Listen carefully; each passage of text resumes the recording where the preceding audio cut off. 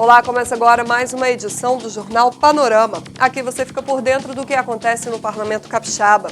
E nessa edição você vai ver em destaque: a audiência pública discute a atuação de hospitais filantrópicos nos serviços de saúde do Estado. Deputados cobram medidas para diminuir impactos da crise hídrica. Parlamentar quer plano de emergência em escolas públicas. Reunião na Assembleia Legislativa debate as dificuldades da rede filantrópica para a prestação de serviços de saúde. Tabela defasada e atraso nos repasses estão entre os desafios enfrentados pelos hospitais filantrópicos do Espírito Santo. Os problemas foram relatados por representantes das entidades na audiência pública promovida pela Comissão de Saúde para tratar da importância da rede filantrópica no atendimento à saúde do Estado. Nós precisamos da recuperação dos valores recebidos. A gente recebe em média 50%, no máximo 60% do custo do serviço. Não é do preço de venda, é do custo. Então você não consegue repor, né, esses valores que você vai acumulando prejuízo ou vai reduzindo o serviço. Então esse é o grande risco. Nós tivemos um corte de 20% também, quando o governo assumiu, ele cortou o orçamento 20%. Isso nos trouxe um grave problema que nós já vimos com o déficit do governo anterior, que não tinha feito reajuste nenhum. O secretário de Estado de Saúde reconheceu a defasagem da tabela do SUS e diz que o Estado suplementa o valor repassado aos hospitais filantrópicos e santas casas. Agora não tem nenhuma previsão de reajuste no repasse, porque a situação das finanças estaduais é muito ruim, né? E nós vamos até começar uma negociação com eles em relação aos contratos até o final do ano, porque a situação está muito dramática, né? A situação de crise no Brasil como um todo acaba afetando os estados e isso aí tem consequência na relação do Estado com seus contratados, né? O Estado, para manter a saúde desses hospitais filantrópicos, complementa isso, né? E complementa, assim, bastante, né? Mais ou menos 1/3 federal e 2/3 dos recursos estaduais. Então, isto levou, inclusive, o Estado do Espírito Santo a ser o terceiro estado no país que mais investe com recurso próprio em saúde. A Constituição determina que os estados têm que comprometer 12% da sua receita corrente líquida na saúde. Nós chegamos no ano passado a quase 19%. No Espírito Santo existem 41 hospitais filantrópicos e santas casas responsáveis por mais da metade dos atendimentos realizados no Sistema Único de Saúde do Estado. A importância desses hospitais, a importância é vital, porque eles não só auxiliam, mas praticamente tomam todo esse trabalho para si, e que nós estamos fazendo essa audiência pública hoje, a pedido do presidente Nivaldo, da Federação dos Hospitais de Santas Casas, é no sentido de fazer uma análise desse ano de 2016 e uma projeção para 17 e 18 também, para ver como é que esses hospitais poderão se comportar, dadas as dificuldades, dada a crise financeira, que não é novidade para todos, é no país inteiro, e aqui no Espírito Santo não poderia ser diferente, apesar de todos os esforços do governador Paulo Artung e além da Assembleia. O nosso presidente Eudoro Ferraz, o ano passado, ele destinou para o governo do Estado 25 milhões de reais que a Assembleia fez economia, repassando para ser pago as despesas com relação à saúde.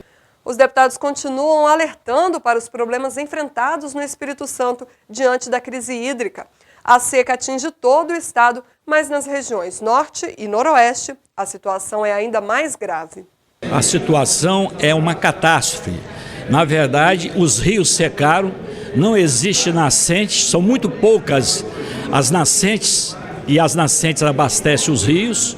E o pior, os agricultores eles estão em desespero, porque a produtividade caiu mais de 50%, não só para os cafezais, para aquelas pessoas que têm o café, mas também que tem outro tipo, né, de produto para venda, né? A situação é muito difícil, tudo está seco. Eu estive na região noroeste, até onde tem sombra, as laranjeiras estão secando, ou seja, não tem água no lençol freático. Por quê? Porque a água desapareceu. Então tem que tomar uma providência com urgência, urgentíssima, porque vai chegar um ponto que esse pessoal que está no interior, eles vão vir tudo para a periferia. Em função de quê? Porque não tem como sobreviver no interior. Nós temos que buscar soluções a curto prazo, mas também a médio prazo e a longo prazo. Ou seja, que os municípios possam criar um sistema de caixas secas que segura um pouco mais as águas que vierem pelas chuvas seguintes. Fazermos programas de captação de água da chuva, que também ajuda muito, principalmente nos momentos difíceis. Os programas de proteção de nascente, esse programa Reflorestar, que tem que ser um programa mais divulgado, mas também assumido com mais objetividade pelo Estado. Nós não sabemos ainda quais serão as consequências, nesse momento onde está todo mundo buscando água a qualquer custo, das consequências desse alto número de poços artesianos que estão sendo perfurados para buscar uma água mais emergencial. Como é que vai ficar o lençol, os nossos aquíferos, o nosso lençol? Como é que vai ficar isso? Automaticamente, quando vierem as chuvas, tudo isso vai ter que ser reposto. E aí, quantos anos a gente precisa para repor essas águas do lençol freático? Quantos anos a gente precisa para repor essas águas das represas? Quantos anos a gente precisa para repor essas águas das nascentes? Então, a gente precisa pensar no momento, mas não só no prejuízo econômico com o prejuízo das colheitas, mas também como devemos fazer da agora para frente para sermos produtores de água, aproveitar os programas que já existem e aprendermos também a usar a água com mais racionalidade lá na irrigação, lá nas nossas casas, nas cidades, nos distritos, enfim. Nós temos que nos reeducarmos, porque senão o futuro não vai ser bom nem para nós e nem para as gerações futuras. As escolas públicas capixabas deverão elaborar um plano de emergência contra incêndio e pânico. A proposta está prevista em projeto de lei do deputado Bruno Lamas. Nas muitas visitas que eu faço às escolas estaduais, também pela experiência vindo de 3 mandatos como vereador e visitando as escolas municipais, nós percebemos que, com exceção daquelas obras novas, recém-inauguradas, muitas têm problemas em relação à prevenção de acidente e pânico. Nós temos que ter o pensamento positivo, mas nós não estamos livres de qualquer unidade de ensino dessa possa, por exemplo, conviver com um incêndio ou com uma situação de pânico promovida pelos mais diversos fatores.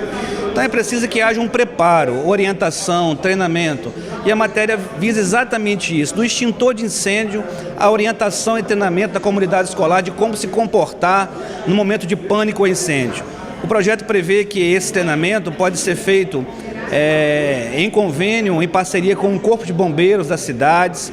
O Corpo de Bombeiros, que é uma instituição extremamente respeitada e preparada, eu tenho certeza que terá o maior prazer em estender a mão e dar essa colaboração à comunidade escolar. É nesse sentido que nós estamos procurando avançar com essa matéria proposta.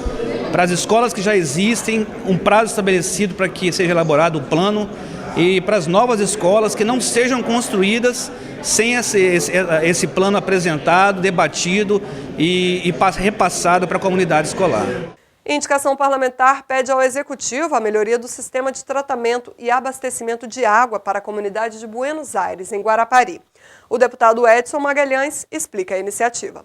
Nós estamos vivendo uma crise hídrica, nós estamos com um trabalho, um mestre-pré sobre as montanhas de Guarapari, para nós levarmos turismo para lá, um estudo, para nós colocarmos pousadas, nós colocarmos alguns ambientes gastronômicos. Ou seja, se você traz o desenvolvimento, é necessário que você faça um planejamento, como que você vai levar água para essas estruturas. Então é importante que nós façamos todo esse trabalho em comum acordo com o governo, porque não basta simplesmente levar o desenvolvimento para a montanha. Nós temos que entender hoje que a água é uma coisa premente, primordial. E para nós termos todos esses avanços em termos de agronegócio, é necessário um projeto de reflorestamento de todas as nossas nascentes que foram secadas. Além disso, nós canalizamos parte dessa água para nós atendermos aquele comércio local que tem restaurante, pousada, hotéis e também outros ambientes comerciais. Então, por conta disso, é importante a água nesse momento em Guarapari. Já a deputada Eliana Dadalto quer uma academia para a prática de atividades físicas na Escola Bartovino Costa, em Linhares. A proposta tem o objetivo de atender alunos, pais e servidores da unidade de ensino. Eu estive visitando esta escola, é uma escola muito boa que nós temos, uma escola grande, uma escola que atende muito bem aos alunos da região. Só que tem um espaço que eles até reivindicaram da necessidade de ter essa academia, que aí vai atender também a comunidade e atende também os alunos. E aí eu achei por bem de indicar justamente pela necessidade. Moradores de rua devem ter direito a auxílio moradia? A Defensoria Pública da União propõe que a população sem teto receba essa ajuda. Este é o tema do Plenário do Povo de hoje.